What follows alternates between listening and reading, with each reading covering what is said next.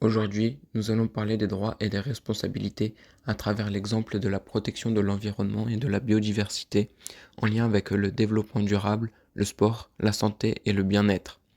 Le développement durable est une manière de développer nos sociétés en répondant aux besoins du présent sans empêcher les générations futures de répondre aux leurs.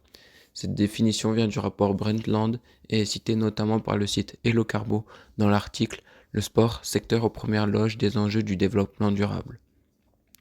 Le développement durable repose sur trois dimensions: l'environnement, le social et l'économie. La protection de l'environnement et de la biodiversité en fait partie, tout comme la santé et le bien-être des populations, comme l'expliquent les dossiers d'éducation morale et civique sur droits et responsabilités, l'exemple de la protection de l'environnement et de la biodiversité sur vie publique et assistance scolaire. Le droit à un environnement sain est reconnu comme un droit fondamental depuis la déclaration de Stockholm de 1972, qui affirme que chaque être humain a droit à des conditions de vie satisfaisantes dans un environnement de qualité.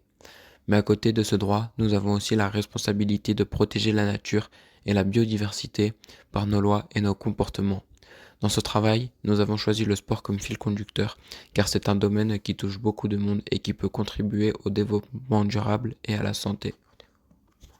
À partir des années 1970, la communauté internationale commence à lier environnement, droit et responsabilité, notamment avec la déclaration de Stockholm et les grandes conférences sur l'environnement. En France, la Charte de l'environnement de 2004, intégrée à la Constitution, affirme à la fois le droit de chacun à vivre dans un environnement équilibré et le devoir de participer à ses préservations, comme l'expliquent les cours de MC sur droit et responsabilité, environnement et biodiversité. Au niveau mondial, l'agenda 2030 et les objectifs de développement durable encouragent la protection de l'environnement et la promotion des modes de vie sains. L'objectif 3 concerne notamment la santé et le bien-être. Le sport est aussi reconnu comme un levier pour atteindre ces objectifs, comme le rappelle Expertise France dans sa page Sport et développement durable, nos actions et impacts. Dans le domaine du sport, il existe déjà des initiatives durables. Par exemple, certains événements sportifs mettent en place le tri et le recyclage des déchets, encouragent le covoiturage ou les transports en commun ou réduisent la consommation d'eau et d'énergie dans les installations sportives.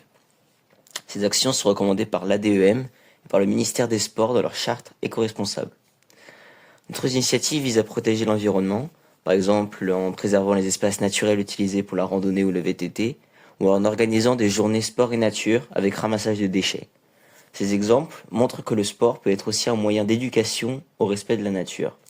En tant que citoyens, nous avons le droit de vivre dans un environnement sain, mais aussi le devoir de le protéger par des gestes simples dans le sport, comme respecter les espaces naturels, ne pas jeter de déchets ou utiliser du matériel durable. Nous pouvons contribuer à protéger l'environnement et améliorer la santé de tous.